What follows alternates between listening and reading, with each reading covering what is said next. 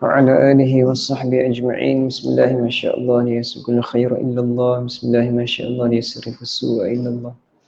بسم الله ما شاء الله ما كان من نعمة فمن الله. بسم الله ما شاء الله لا حول ولا قوة إلا بالله. بسم الله ما شاء الله لا يسر كل خير إلا الله. بسم الله ما شاء الله لا يصرف السوء إلا الله. بسم الله ما شاء الله ما كان من نعمة فمن الله. بسم الله ما شاء الله لا حول ولا قوة إلا بالله. بسم الله ما شاء الله لا يسر كل خير إلا الله. بسم الله ما شاء الله لا يصرف السوء. بسم الله ما شاء الله ما كان من نعمة فمن الله. بسم الله ما شاء الله لا حول ولا قوة إلا بالله العلي العظيم. وصلى الله على سيدنا مولانا محمد وعلى آله وصحبه أجمعين. بسم الله الرحمن الرحيم. السلام عليكم ورحمة الله وبركاته. الحمد لله رب العالمين. والصلاة والسلام على رسوله الأمين Sayyidina wa maulana Muhammad wa ala alihi wa sahbihi ajma'in. Yang saya muliakan Tuan Imam, Tuan Bilal, yang dirahmati Allah Ta'ala, hadirin hadirat, dan malam yang penuh keberkatan ini, semoga Allah Subhanahu wa Ta'ala mengampunkan dosa-dosa kita, berikan keberkatan di atas amalan kebajikan kita, menerima segala ibadah kita, dan insya-Allah Ta'ala pada hari akhirat nanti Allah Subhanahu wa Ta'ala akan tempatkan kita ini bersama dengan para anbiya, para syuhada, para salihin fi jannatil ula, dalam syurga Allah Subhanahu wa Ta'ala yang maha tinggi, fi jannatil firdausi a'la, insya-Allah Ta'ala, amin. Alhamdulillahirabbil alamin. Bersyukur kita kepada Allah Subhanahu wa Ta'ala di atas limpahan kurnia-Nya dapat lagi kita bertemu pada malam ini, dan insya-Allah Ta'ala kita sambung lagi pengajian kita yang mana pada pertemuan yang lalu kita telah terhenti pada satu hadis Nabi sallallahu alaihi wasallam yang menceritakan tentang ketakutan haiwan ternakan terhadap kematian, sehingga kan kita tidak dapat merasai ataupun mengecapi kepada lemak-lemak yang ada pada badannya. Sambung pula katanya Imam Al-Qurtubi rahimahullahu ta'ala wa iyah, wa nafa'ana bi'ulumihi wa juhudihi fi darain. Ada pula penyair yang membacakan syair kerana melihat seorang pewira yang gagah mati di hadapannya. Jadi syair ini adalah rentetan ataupun sambungan kepada kisah orang Arab Bedui yang melihat kepada untanya yang mati itu. Jadi dia pun terpegun, hairan dia. Kenapa dengan kesempurnaan, lengkap tanpa ada kecederaan, untanya itu mati. Dia tercengang, tertanya-tanya dia, kerana dia hanya menggunakan kemahirannya dan pengalamannya sebagai pengembala unta, tidak terlintas pada akalnya itu untanya itu boleh mengalami kematian mengikut pengalamannya. Akan tetapi dia takjub, sesungguhnya apa yang dia faham itu takdir Allah Ta'ala lebih mengatasinya. Takdir Allah Ta'ala lebih mengatasinya. Maka di sini ada satu syair yang mempunyai persamaan dengan apa yang kita bincangkan terdahulu. Katanya syair ini yang berbunyi, tanda kematian sudah menjemputnya. Yang ini kepada pewira yang gagah tapi mati. Seseorang ini melihat seorang pewira yang gagah hidupnya, tetapi ketika mana satu masa dia mati. Tanda kematian sudah menjemputnya, terbujur dia dengan tangan terbentang dan mulut tenganga. Terbujur dia dengan baju besi dan senjata ampuh yang masih terpegang erat. Terbujur dia bagaikan seorang mangsa besar, yakni mangsa yang lemah. Dia kata tanda kematian sudah menjemputnya. Dalam keadaan itu dia sudah dalam keadaan nazak. Pewira, perkasa, pahlawan dia ni. Jadi kalau sebut pahlawan ni, lawan kepada mati. Lawan kepada mati, gambarannya itu. Terbujur dia dengan tangan terbentang dan mulut tenganga. Terbujur dia dengan baju besi dan senjata ampuh yang masih terpegang erat, dalam keadaan bersedia untuk bertempur, tetapi kematian telah menjemputnya. Terbujur dia bagaikan seorang mangsa besar, iaitu seorang yang lemah, dengan kelengkapan yang ada tetapi masih dalam keadaan yang lemah, kerana mati itu walaupun satu sahaja, nak dibandingkan dengan apa sahaja yang ada dengan kelengkapan pada dirinya tadi, mustahil kita katakan mati. Tetapi dengan kematian itu menutup segala apa yang ada pada diri manusia. Menutup semua ada yang ada pada diri manusia. Tidak mahu lagi dia mendengar semboyan panggilan perang. Kalau dia hidup, pasti dia akan bergerak terus. Kan, bunyi saja panggilan perang, dialah yang akan ke depan. Ini orang yang hebat dalam peperangan. Jiwanya itu mekar dengan semboyan. Bahkan tidak peduli lagi dia dengan panggilan agung para raja. Hatta raja memerintahkan untuk perang sekalipun, dia sudah tidak menyahutnya. Umpama orang yang tidak mempedulikan apa sahaja perintah, apa sahaja hukuman. Nah, ini yang kita sebutkan dengan kematian. Keperkasaannya dan kepahlawanannya sudah berlalu kerana tali maut yang sudah tertenggek di atas kepalanya. Mati itu telah menutup segala hasrat dan keinginan. Apa gerangan yang berlaku kepada dirimu, wahai pahlawan? Dia tanyakan. Penyair ni tanya, apa geranganmu? Kenapa kamu berlaku begini? Keperkasaanmu sudah hilang, bahkan kamu tidak dapat bercakap lagi. Bukan sahaja untuk bergerak, bukan sahaja untuk tangkas menunggang kuda, mahir menghayunkan pedang, bercakap pun tak mampu. Berita ini bukan berita perkhabaran di tempat ini. Bukan di sini sahaja berlaku. Kita masih sahaja tidak peduli dan seakan-akan kita tidak pernah tahu. Walaupun ia berlaku di mana-mana sahaja dan bukan di sini sahaja penyaksiannya tentang pahlawan ini yang mati, di mana sahaja berlaku, bukan sahaja kepada seorang dua, tetapi semua manusia itu mengalami kematian, kita masih buat tak tahu. Katanya penyair ni, kita masih buat tak tahu. Kita masih merasakan benda itu adalah perkara biasa. Jadi daripada syair ini nak menggambarkan kepada kita bahawasanya manusia dalam keadaan dia ini kesempurnaan kesihatannya, berada pada puncak kejayaan hidupnya, puncak kariernya, pekerjaannya. Tapi bila-bila masa sahaja Allah Ta'ala boleh menutupnya. Sebab itu kalau kita lihat Nabi mengingatkan kepada kita, uzkuru hazimal lazat. Ingatlah kamu kepada perkara yang boleh menutupkan kelazatan hidup. Apabila kamu sudah merasai keseronokan hidup, ingat apakah yang membatalkan kelazatan itu. Maka sahabat tanya, apa dia itu hazimal lazat? Apakah yang menewaskan segala kelazatan? Maka Nabi menyebutkan al-mautu, al-mautu, al-mautu. Mati, mati, mati. Maksudnya kehidupan kita ini, hadirin hadirat yang dirahmati Allah Ta'ala, boleh disaksikan dengan gambaran fizikal. Kita boleh ambil bukti secara hassah, mahsus. Hassah mahsus ni maksudnya kita boleh lihat kematian itu secara mata lendir kita ni. Mata lendir ni maksudnya mata fizikal kita. Dan kita boleh menghayati kematian itu dengan mata hati, dengan basirah kita. Akan tetapi manusia tidak melaksanakannya. Dia melihat umpama orang yang mati itu, maka begitulah kematiannya. Berakhir begitu sahaja. Baik. Maka apabila syair ini dibentangkan, kita akan kembali mengingat ada seorang sahabat Nabi SAW yang hebat dalam peperangan Khalid Al-Walid radhiyallahu taala anhu.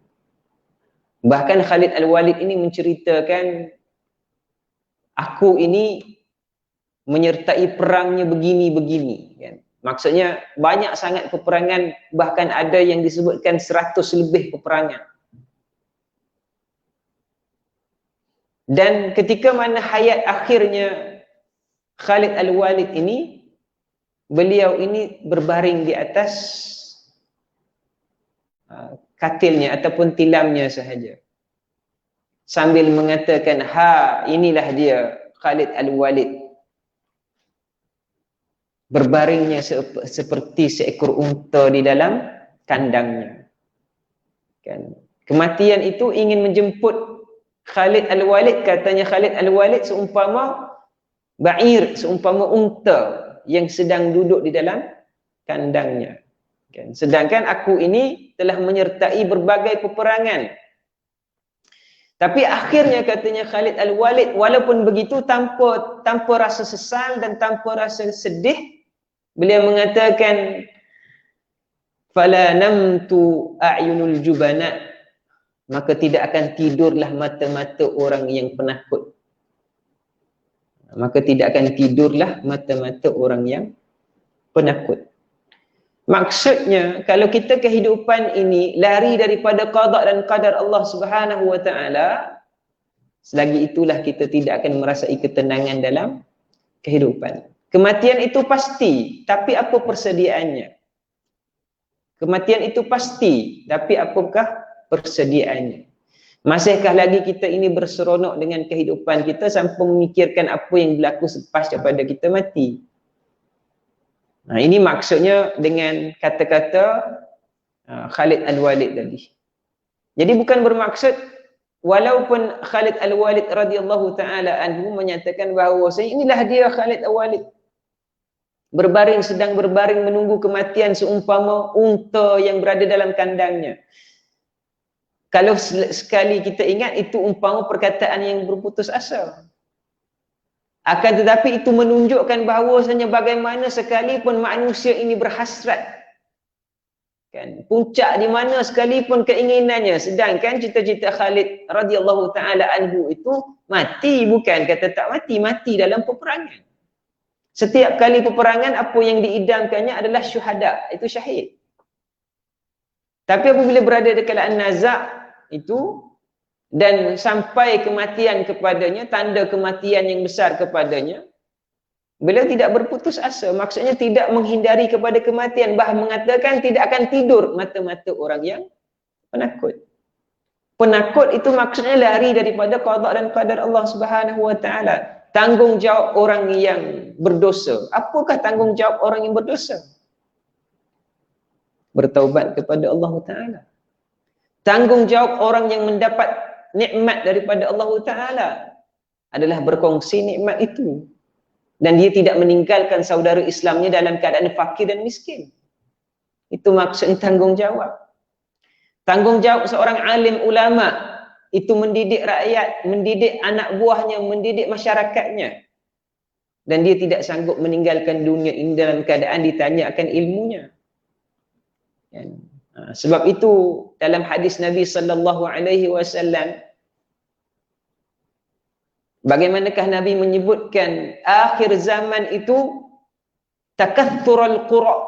Nabi menyebutkan akan banyak orang yang membaca akhir zaman. Kerana apa? Kerana diangkatkan ilmu. Wa taqillul fuqaha, dan sedikit orang-orang yang faqih, iaitu orang yang alim. Qura ramai. Qura ni maksudnya orang yang membaca. Membaca itu ramai. Tapi taqillul fuqaha, sedikit fuqaha. Wa yuqbidul ilm, dan ilmu itu akan disimpan, akan digenggam, akan diangkat. Maka apabila bincang tentang ilmu itu diangkat, bukan diangkat ilmu itu min sudur, daripada hati, tetapi yuqbidul ulama, dimatikan para alim ulama itu kan. Sehingga kan kata Nabi sallallahu alaihi wasallam dalam hadis yang lain, al mulku fi sigharihim, pemerintahan dan kerajaan itu akan dipegang oleh orang-orang yang kecil, iaitu gagasan pemikirannya yang tak matang akan ilmunya dan siasahnya. Wal fahsya fi kabirihim, dan perbuatan maksiat itu pada tangan orang yang berkuasa. Orang yang berkuasa melakukan maksiat. Dan yang paling sadisnya adalah wal ilmu fi ruzalatihim, dan ilmu itu berada pada orang-orang yang hina akhir zaman. Nauzubillah min zalik.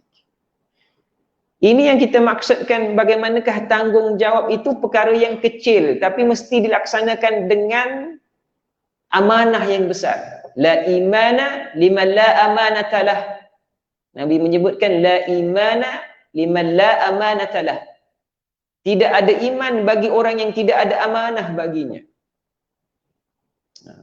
Jadi amanah ini, hadirin hadirat yang dirahmati Allah Ta'ala, dia bukan berkaitan dengan pemilikan ataupun lantikan yang besar. Setiap daripada kita ini ada amanah.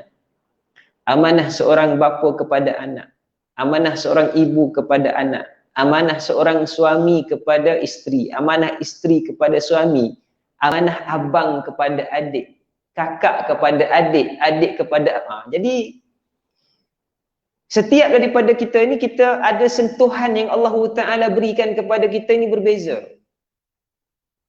Ada orang alim, ada orang yang belajar, ada orang yang pandai, ada orang yang kurang pandai, ada imam, ada makmum, ada suami, ada isteri. Jadi setiap daripada kita ini ada mas'ulun. Kita ni ada tanggungjawab, dan tanggungjawab itu mesti ditunaikan dengan amanah. Maka dengan sebab itu, apabila kita lihat dalam keseluruhan apa yang disebutkan ini, amanah inilah yang akan membawa kita kepada akhirat. Walaupun kita melaksanakannya dengan keadaan yang paling sedikit kita laksanakan. Setiap daripada kita ini apabila mendapat sentuhan insaniyah, maksudnya kita diciptakan sebagai insan, kita pasti akan dipertanggungjawabkan oleh Allah Subhanahu wa Ta'ala. Lisan kita, pandangan mata kita, pendengaran kita. Sebab itu Ibnu Atha'illah As-Sakandari rahimahullahu ta'ala wa iyah, dalam kitab Tajul Arus, beliau sebutkan bukti orang yang soleh, bukti orang yang ikhlas.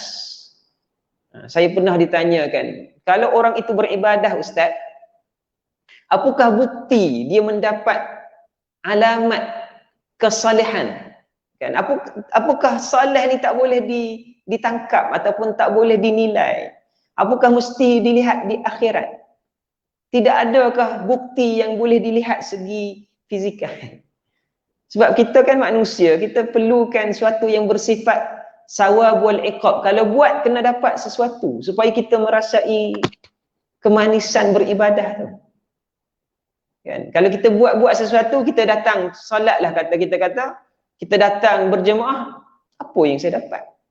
Macam biasa je, macam sama je kan. Jadi manusia diperlukan suatu momentum supaya dia boleh kekal melakukan sesuatu yang baik. Dan apabila berkaitan dengan ibadah, mesti Allah Ta'ala memberikan sesuatu yang boleh kita jadikan satu tanda aras. Kita ni memang sudah mendapat satu keberkatan daripada Allah Subhanahu Wa Ta'ala. Maka jawapannya Ibnu Atha'illah telah memberinya dengan cara yang cukup baik. Ibnu Atha'illah menyebutkan dalam kitab tersebut, alamat orang yang mendapat tanda kesalehan. Alamat tanda orang yang mendapat kesalehan. Apa dia? Katanya Ibnu Atha'illah As-Sakandari rahimahullahu ta'ala wa ya wa nafa'ana bi'ulumihi wa juhudihi fi darain. Maka apabila seseorang itu berjalan, orang yang saleh ini sesudah mendapat keberkatan daripada ibadah-ibadahnya sudah dianggap makbul ataupun dirasakan sudah makbul, maka langkah-langkahnya sentiasa kepada tempat-tempat yang mendapat keberkatan. Langkah dia tadi, dia nak pergi ke mana? Dia akan pergi kepada tempat-tempat yang membawa kepadanya keberkatan. Kalau dia mahu mendengar, maka pendengarannya itu adalah kepada tilawatil Quran dan zikir-zikir. Itu yang muyul dipanggil, itu yang menjadi telinganya itu tertarik. Dan apabila dia berkata-kata, maka yang keluar daripada lidahnya adalah zikir-zikir dan peringatan. Maka katanya Ibn Athaillah As-Sakandari, seandainya kamu melihat perkara ini berlaku pada diri kamu, maka demikianlah yang Allah Ta'ala yusqa. Allah Ta'ala telah mencurahkan kenikmatan, kesyukuran kepada hati kamu. Sebab tu kita nilai hadirin hadirat yang dirahmati Allah Ta'ala, kita sembahyang berjemaah. Nabi sebut, orang yang sembahyang berjemaah itu lazim 40 hari, 40 malam. Nabi sebut. Kata balahu bara'atan. Allah Ta'ala tulis kepadanya 2 kelepasan. Bara'atun minan nar wa bara'atun minan nifaq. Selamat daripada neraka, selamat daripada nifaq. Jadi kita ambil pemahaman, kita panggil pembacaan kepada hadis itu adalah pembacaan qiraatun istibqaiyah. Apa dia maksudnya? Pembacaan secara proaktif. Apa maksud Nabi sallallahu alaihi wasallam? Apa dia application? Apa dia implication daripada hadis itu? Nabi mengatakan bara'atun minan nifaq, bara'atun minan nar fil akhirah, selamat daripada api neraka. Kalau kita melazimi berjemaah 40 malam, 40 hari, apakah yang akan terhasil pada kita? Iaitu bara'atun minan nar, selamat daripada api neraka. Jadi perkara itu kita tidak boleh lihat kerana ia berlaku pada hari akhirat. Tapi yang satu lagi, bara'atun minan nifaq, selamat daripada sifat munafik. Yang ni mesti berlaku, mesti kita boleh pantau. Maksudnya apabila kita berjemaah dengan keikhlasan, pasti dengan keikhlasan, kemudian dengan mengharapkan sesuatu yang baik daripada berjemaah tersebut, kita lazimi, maka terhasillah pada diri kita iaitu nifaq. Paling tidak apabila kita berjemaah, kita lihat saf kita lihat depan imam saya ni. Kita lihat tepi, ni Bilal. Kita lihat sebelah ni siap. Lihat belakang, jemaah. Macam manalah saya nak berbohong kepada mereka ni. Nak bohong macam mana? Nak bohong macam mana? Sebab inilah yang saya berdepan tiap-tiap hari. Inilah yang saya berdepan tiap-tiap hari. Saya nak bohong, nak cakap bohong macam mana? Sukarnya untuk dia mengungkapkan suatu yang nista itu, maka min alamati bara'atun minan nifaq. Walaupun sekecil-kecilnya. Maka sejauh daripada itu kita lihat jamaah itu adalah menghimpunkan hati-hati orang yang saleh. Orang yang saleh. Saya ingat masa saya mengajar di Kuala Lumpur dahululah. Saya ada murid-murid saya yang lebih usia lah daripada saya, ada yang 50-an, 60-an, tapi bermula belajar fiqh. Kan kitab yang kecil-kecil lah, Matan Abi Suja' macam tu. Belajar fiqh tapi sampai habis. Alhamdulillahirabbil alamin. Belajar sampai habis. Jadi apabila sampai habis bab taharah, bab salat, sampailah habis bab jenazah, jadi saya pun jadi macam mengeluarkan satu ingatan. Kerana apa? Kita ni duduk dalam berjemaah lama, kan, 5-6 tahun bersama. Sehingga kan saya menyebutkan, kalau saya mati dahulu, saya meninggal dahulu, saya katakan, kalaulah saya meninggal dahulu, ghalibnya saya ni masih muda. Kan gitu. Murid-murid saya tadi dah tua-tua lah, 50-60 gitu kan. Jadi ghalibnya saya ni hidup lagi, mereka yang akan meninggal. Maaf sebut itu. Tapi kalau saya katakan, kalau saya meninggal dahulu, saya ta'yinkan. Saya panggil apa, saya lantik terus, saya justifykan ni dia. Yang akan uruskan jenazah saya, haji ni dan haji ni. Saya sebut, haji 2 ni akan uruskan jenazah saya. Kan? Jadi orang tanya, kenapa Ustaz sampai begitu sekali kena ta'yin? Saya katakan kerana saya tahu bagaimana pengamalan fiqhnya. Saya yang ajar dan saya lihat bagaimana pengamalan fiqhnya. Dan beginilah yang saya harapkan diamalkan ke atas saya.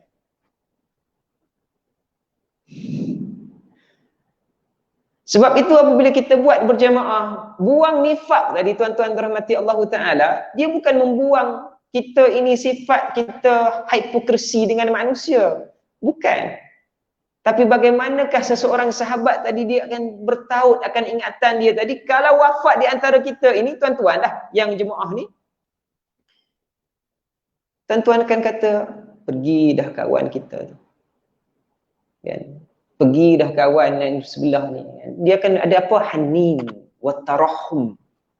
Dia akan ada kasih sayang, rindu dah, tak ada dah kawan kita. Itu yang dipupuk oleh jamaah tu. Bukan saja buang sifat munafik, nak menipu, nak dusta tak boleh. Tapi apa dia? Terpupuk tadi. Oh, kawan ni lah yang dulu duduk ujung. Maaflah disebut. Ujung tu dia lah, dah sekarang tak ada dah. Rindu dia. Rindu dia. Tapi kalau kita tidak membina jamaah tadi, kita akan menghasilkan satu polemik, dikotomi, akan berlaku perpecahan. Apa perpecahannya? Kita tak sedap dengar perkataan apa dia. Dia ni dulu masa hidup tak pernah datang masjid, masa mati baru datang. Ketika mana kita sembahyangkan. Apa yang maksudnya situ? Apa maksudnya? Maksudnya perasaan tak bagus di kalangan jemaah. Kan begitu kan fitrah manusia. Dia ni tak pernah datang tapi meninggal di sini juga. Kita juga yang uruskan. Tapi kalau kita membina jemaah, tuan-tuan dirahmati Allah Ta'ala, kita bina saf imam. Oh, tak ada lah imam ni. Baca tak sedap pun tapi saya ingat pada dia. Maaflah sebut itu selora je tuan-tuan dirahmati Allah Ta'ala. Tapi kerana ukhuwah, tarahum tadi, hanin, dia panggil hanin. Hanin. Jadi saya sebut pada murid saya tadi, tapi sayangnya, sedihnya yang seorang haji itu dah meninggal. Tinggal seorang. Subhanallah nazim, masya-Allah. La haula la quwwata illa billah. Baik. At-Tirmizi Al-Hakim Abu Abdullah meriwayatkan dalam Nawadir Al-Usul, Nabi Adam memberitahu kepada Hawa bahawa anaknya telah meninggal dunia. Ini ada satu cerita berkaitan dengan Nabi Adam dan Hawa. Ketika mana anaknya Adam dan Hawa ini meninggal, kan salah seorang daripada anak mereka, maka berkatalah Adam kepada Hawa, wahai Hawa, anakmu telah meninggal dunia. Kan? Anakmu telah meninggal dunia. Hawa kemudian bertanya, apa yang dimaksudkan dengan meninggal dunia? Tak pernah tahu. Kan tak pernah berlaku kematian. Apa maksud meninggal dunia? Maka berkatanya Adam, meninggal dunia adalah tidak dapat makan dan tidak dapat minum. Jadi apabila mayat itu terbujur, maksudnya kalau diberikan makanan macam mana sekalipun, dia tidak akan makan. Minuman yang enak macam mana sekalipun, dia tidak akan minum. Beri kekayaan banyak mana sekalipun, dia tidak akan bangga dan terima. Sebab itu Nabi SAW menyebutkan anak Adam ini sifatnya tamak. Tamak. Kalaulah dua gunung ini jadikan emas sekalipun, dua gunung dijadikan emas sekalipun, dia tidak akan puas hati. Melainkan dua ketul tanah masuk ke dalam mulutnya. Kalau dua gunung emas pun dia tidak akan puas hati, dia nak lagi. Sehinggalah dua ketul tanah masuk ke dalam mulutnya. Apa maksudnya? Ketika mana dia berada dalam liang lahat. Tanah itu masuk dalam mulutnya, barulah dia berhenti mahukan dunia. Bukan berhenti mahukan, dia sudah tidak boleh lagi merasai kenikmatan dunia itu. Maka berkatanya lagi, dia berkata meninggal dunia adalah tidak dapat makan dan tidak dapat minum. Sambungnya lagi Adam alaihissalam tidak dapat berdiri, tidak dapat duduk, maksudnya tidak dapat bergerak. Jadi Siti Hawa ini pun menangis, sedih dia, sedih menangis. Oh, ini maksudnya kematian. Menangis dia, ingat dah. Dahulunya boleh bergerak-gerak, tergiang-giang kan. Nampak senyum. Sekarang kalau disenyumkan kepadanya pun dia tidak akan membalas. Itu maksud kematian. Maka Hawa menangis. Lalu kata Adam kepadanya, kamu dan anak perempuanmu berhak menangisinya. Kamu dan anak perempuanmu berhak menangisinya, sedangkan aku dan anak lelakiku tidak perlu menangisinya. Apa maksudnya? Wanita itu berhak untuk sebab dan menangis kepada kematian. Boleh dia menangis. Menangislah macam mana sekalipun. Tetapi bagi lelaki itu, dia hanya bersedih. Itu maksudnya melihat kepada kematian. Maka katanya Ibnu Athaillah As-Sakandari rahimahullahu ta'ala wa iyah, alangkah ruginya seorang ibu memiliki 10 orang anak.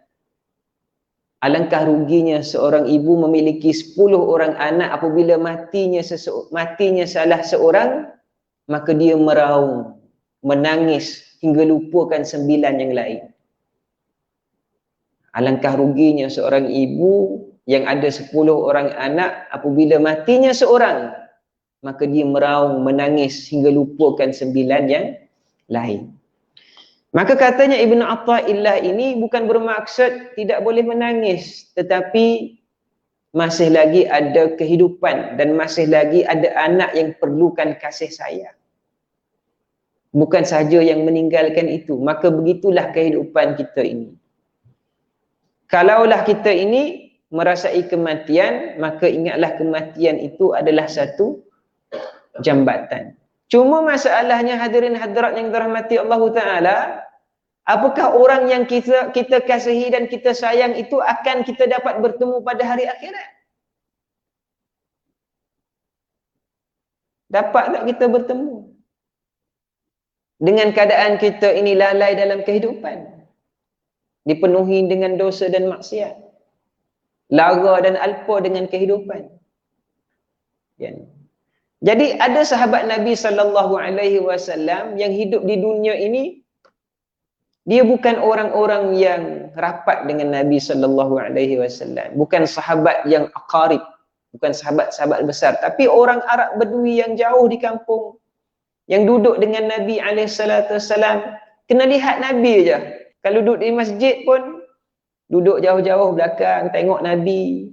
Satu hari, tengok aja, tak cakap apa pun, dia sudah merasai segar, sehat tubuh badannya. Maksudnya dia seorang yang sangat rindukan Nabi SAW.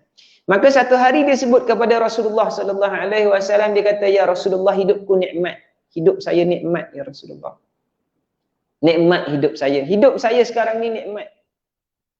Kerana apa? Kerana saya dapat bertemu dengan Tuhan. Saya boleh lihat Tuhan satu hari pun saya sudah nikmat, saya sudah rasa segar. Tapi bila ingat kematian, saya rasa sangat sedih. Sangat-sangat sedih. Dia kata apa? Kerana saya bimbang, saya tidak lagi dapat melihat Tuhan. Dunia ni boleh lihat Tuhan, alhamdulillah. Kalau mati, saya sangat sedih. Jadi ingat mati, sedih sangat.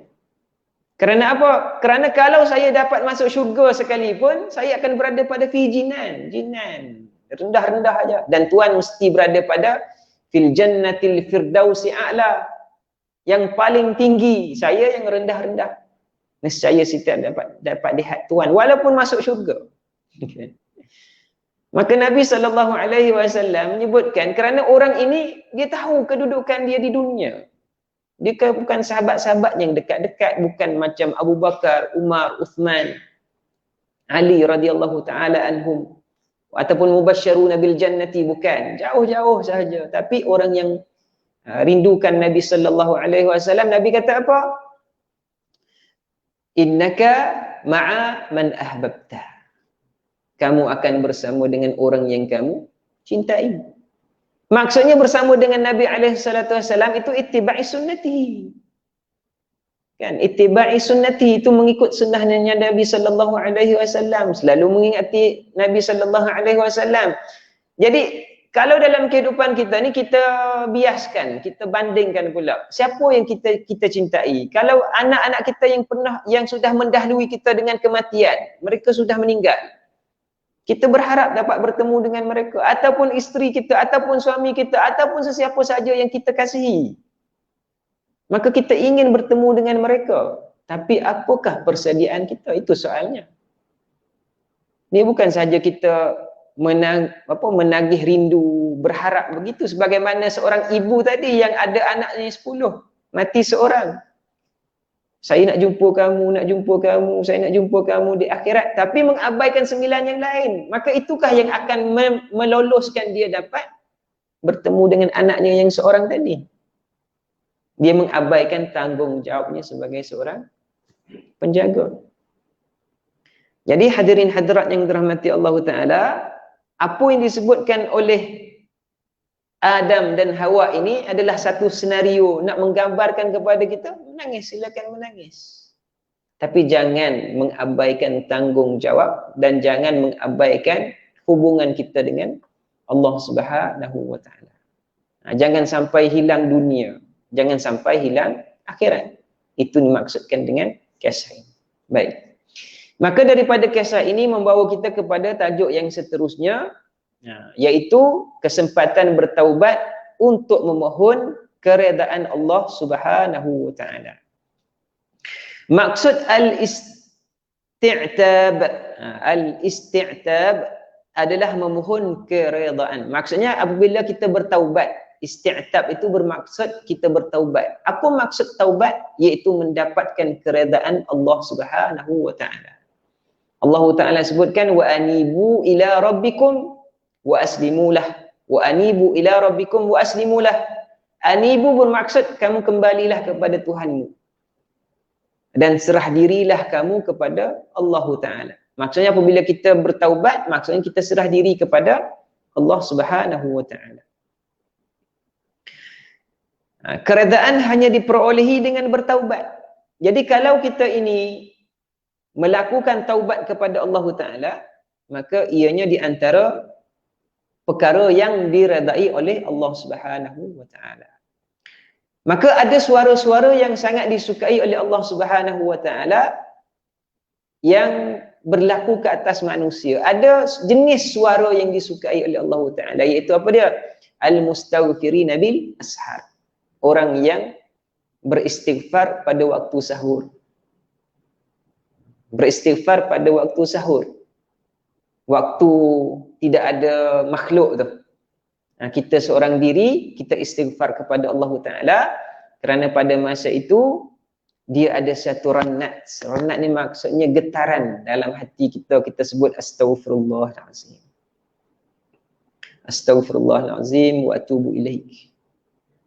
Saya istighfar kepada Allah dan saya pohon keampunan kepada Allah Ta'ala. Kita seorang diri dalam keadaan kita ini bermunajat kepada Allah Ta'ala, maka itu suara yang disebutkan oleh baginda Nabi, suara orang yang beristighfar itu adalah suara yang disukai oleh Allah Subhanahu wa Ta'ala. Kerana ia berbeza kalau kita buat satu perkara dengan tindakan kita tersilap, kita sebut astaghfirullahalazim dengan syarat bermaksud kita membatalkan kesalahan kita. Akan tetapi kalau kita istighfar pada waktu sahur bermaksud kita ini sedang mendahului istighfar kita itu dengan nikmat. Kita tidur lena, kita berehat. Kita tidur lena, kita berehat, tiba-tiba sampai waktunya kita bangun dan kita mengucapkan astaghfirullahalazim. Kerana apa? Kerana kita tidur dalam nikmat sedangkan kita melakukan dosa dan maksiat. Akan tetapi Allah Ta'ala masih lagi memberikan nikmat kepada kita walaupun kita buat dosa kepada Allah. Kita buat dosa kepada Allah, Allah Ta'ala bagi kita berehat. Kemudian kita pun bangun. Astaghfirullahalazim. Ya Allah, saya ini banyak dosa, saya ini banyak kesalahan, saya ini banyak kesilapan kepadamu. Bersyukur pun tak cukup, tapi kamu masih berikan kepada saya tentang nikmat yang besar. Memadailah saya mengucapkan astaghfirullah, saya dahulukan astaghfirullah daripada saya mengucapkan alhamdulillah. Kan? Kerana apa? Kerana kita lupa. Itu nikmat yang berlaku kepada kita. Nikmat yang Allah Ta'ala tutup keaiban kita. Itu kita tak kira lagi. Kan? Kita datang surau, kita datang masjid. Apa yang kita niat dalam hati? Contohlah, ni bukan tuan-tuan orang lain. Contoh dalam hati kita apa? Kalaulah si fulan tu tak datang, aku akan sembahyang dengan bagus. Aku benci tengok muka dia. Dalam hati kita nak turun sembahyang tadi. Datang tak dia tu? Kalau datang dia tu, huru-hara lah aku. Tapi apabila sampai depan tu je, kawan yang kita benci tu, Assalamualaikum Mat. Mat, maaf saya sebut Mat. Maaf bukan ada orang nama Mat. Assalamualaikum. Dia bagi salam pada kita. Muka dia ceria lagi. Kita pun waalaikumsalam. Masya Allah. Kalaulah dia tahu apa yang aku sebut tadi. Maksudnya Allah Ta'ala sembunyikan keaiban kita ni. Walaupun pada orang yang di depan kita tadi. Ni Mat, saya nak bagi petai ni. Boleh hadiah lagi. Dapat hadiah lagi. Dahlah kata buruk pada dia. Tu yang tak termasuk yang tadi. Yang budak-budak tadi tu. Kalau gebah basikal tu bagus. Dia pula tolong kita dan sebagainya. Subhanallah. Jadi tak padan sebenarnya tuan-tuan rahmati Allah Ta'ala. Kan? Tak padan Allah Ta'ala tutup keaiban kita, kemudian Allah Ta'ala bagi pula kita kenikmatan-kenikmatan. Dengan dosa yang kita banyak tadi, Allah Ta'ala berikan pula kita ini sahabat. Berikan, campakkan pula kesetiaan kepada isteri. Kita ni perangai tak bagus. Perangai kita ni jahat. Buruk perangai kita. Tapi Allah Ta'ala berikan kesetiaan pada isteri. Allah Ta'ala berikan penghormatan kepada hati anak-anak. Anak-anak hormat kita. Sedangkan kita tak hormat pun diri kita ni. Kan abah. Kan? Maksudnya, banyak sangat nikmat Allah Subhanahu Wa Ta'ala yang Allah Ta'ala berikan kepada kita. Tapi kita ni sedikit kita ucapkan astaghfirullahaladzim. Jadi orang yang bangun tengah malam tadi, dia nilai nikmat dia tu banyak sangat. Boleh tidur lena, makan pun lalu, minum pun dapat telan. Kemudian dia bangun tengah malam, dia kata banyak sangat nikmat Allah Ta'ala. Bahkan berikan pula saya ini nafas balik untuk bangun pada hari ini. Kan, kalau dengan dosa tu Allah Ta'ala cabut pun tak apa. Sebab kita manusia lain. Manusia ni kalau kita benci orang, kita kata apa? Aku harap mati cepat. Mati cepatnya, aku harap dia mati. Kan kita benci pada orang, kita harap dia mati. Tapi Allah Ta'ala apabila kita buat dosa, Allah Ta'ala bagi kita ini nikmat tidur. Sedangkan boleh saja Allah Ta'ala tarik nyawa kita tadi. Kalau nak disebahkan sebagai manusia. Tapi Allah Ta'ala berikan kepada kita nikmat untuk kita bersyukur dan kita bertaubat kepada Allah Subhanahu Wa Ta'ala. Maka itu maksudnya adalah bertaubat itu mengharapkan keredaan Allah Subhanahu Wa Ta'ala.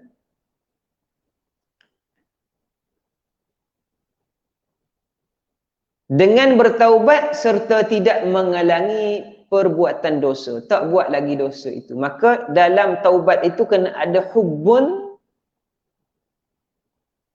wal istiqamah. Kena ada kecintaan kepada Allah dan istiqamah.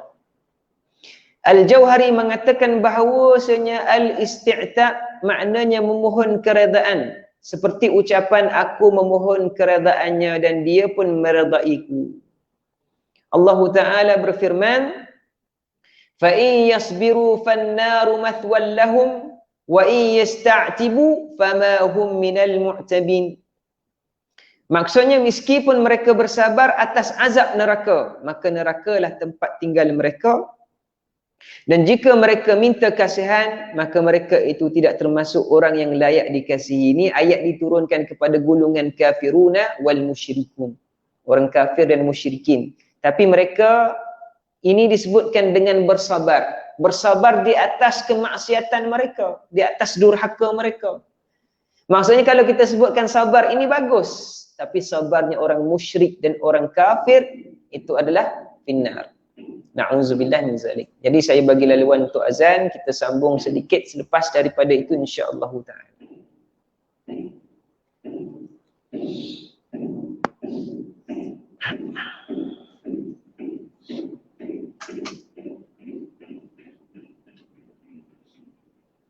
Allahu Akbar, Allahu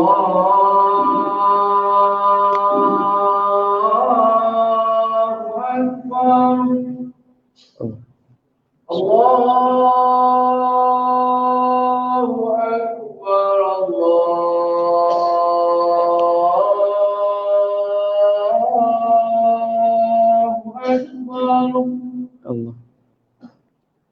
أشهد أن لا إله إلا الله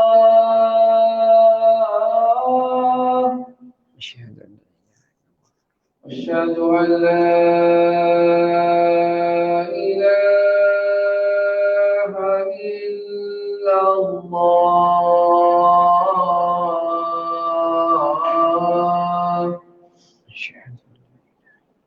أشهد أن محمدا رسول الله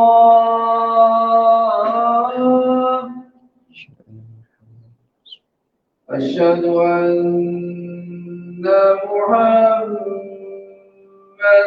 رسول الله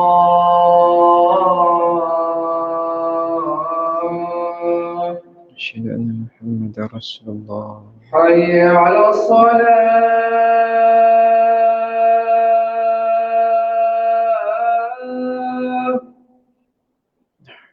حي على الصلاة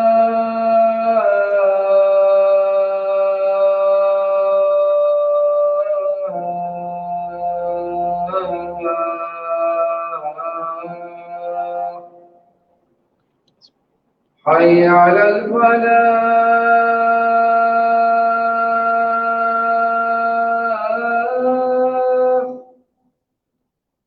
حي على الفلاح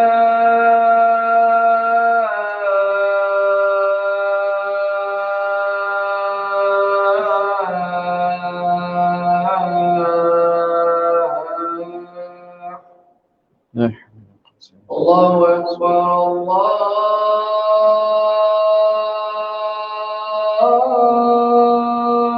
أكبر الله لا إله إلا الله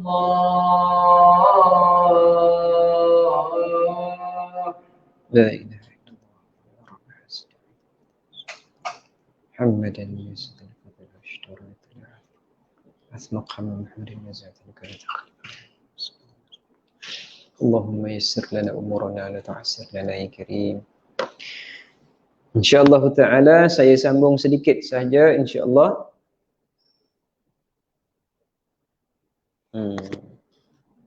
Katanya Imam Al-Qurtubi dalam tafsir beliau, فَإِنَّهُ يَصْبِرُ فِي الدُّنْيَا عَلَى أَعْمَالِ أَهْلِ النَّارِ فَالنَّارُ مَثْوًى لَهُمْ.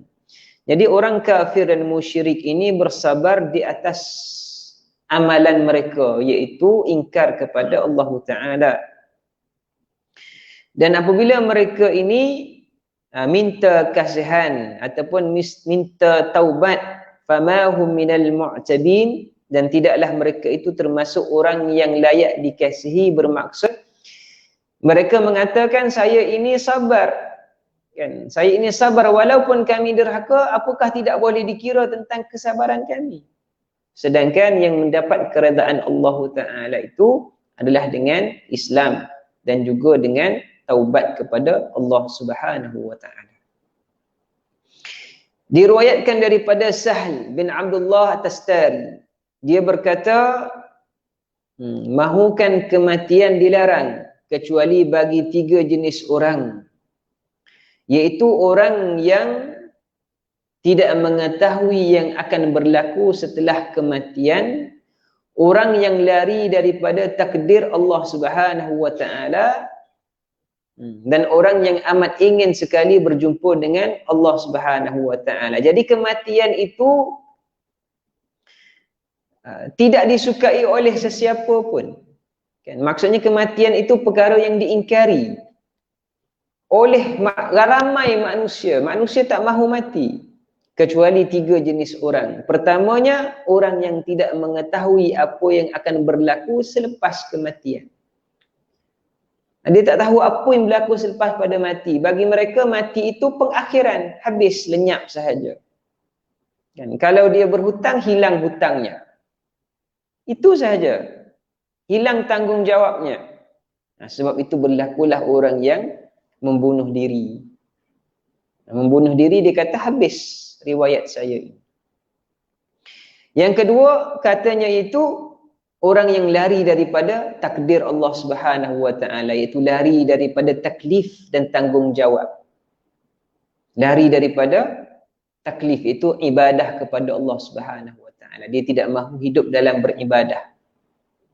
Kan? Semua ini ibadah. Sahabat Nabi sallallahu alaihi wasallam menyebutkan, fa innal faridata kasurat alayya. Islam ni faridahnya banyak. Kan? Bangun-bangun celak mata saja dah ada solat. Tutup mata saja dah ada solat. Ada puasa kena, ada bulan kena puasa. Ada wang lebih kena bayar. Kan? Susah. Maksudnya setiap kehidupan saya ini tidak boleh terlepas daripada Islam. Tak boleh terlepas daripada Islam. Tak ada pun kelompong waktu yang sedikit daripada kehidupan manusia ini yang boleh katakan saya tidak Islam sekarang. Semua kehidupan saya ini adalah Islam apabila masuk dalam agama ni. Nak enjoy, ada Islam di situ. Apa hukumnya? Haram. Kan? Ada semua, ada hukum Islam ni. Nak berseronok di tempat yang haram, hukumnya haram. Nak makan benda ini yang haram, haram. Yang ini halal, halal. Maksudnya ada, tidak boleh lari seseorang manusia yang beragama Islam ini daripada agamanya. Sebab itu agama ini adalah agama yang hanif. Agama Islam ini adalah agama yang hanif. Li ikhrajin nas min dhiqid dunya ila sa'atil akhirah. Katanya Rabi'i ibn Amir. Islam ini dia mengeluarkan manusia daripada kesempitan dunia kepada keluasan akhirat. Maksudnya apa? Maksudnya manusianya apabila dia hidup, dia tak perlu buat apa-apa pun, agama telah menentukan untuknya. Dia keluar daripada dunia ini, bagi nama pada anak. Siapa yang tentukan? Tahlikkan, tahnikkan, bagikan akikah. Siapa yang tentukan? Agama yang tentukan. Dia tak perlu fikir, dia tak perlu panggil AJK, apa nak buat untuk anak ni? Tak. Apabila dia mati, agama telah tentukan. Mandikan dia, kafankan dia, solatkan dia. Kan? Agama sudah tentukan. Maksudnya ini adalah satu agama yang hanif. Subhanallah nazim. Dan akhirnya adalah orang yang ingin sekali berjumpa dengan Allah Subhanahu wa taala, maka kematian itu bukan satu halangan untuknya. Dia ingin bertemu dengan Allah Subhanahu wa taala. Naktafi bihadzal qadar, cukuplah sekadar ini dahulu. Banyak kesilapan dan kekurangan saya. Saya mohon maaf seandainya ada yang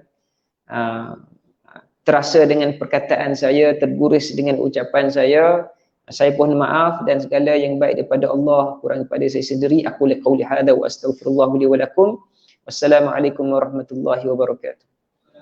Alhamdulillahirabbil alamin, wassalatu wassalamu ala rasulihil amin sayyidina wa maulana Muhammad wa ala alihi wa sahbihi ajma'in. Allahumma faqqihna fi dinikal Islam wa ulumiddin ya akramal akramin. Sallallahu ala sayyidina wa maulana Muhammad wa ala alihi wa sahbihi ajma'in. Walhamdulillahirabbil alamin.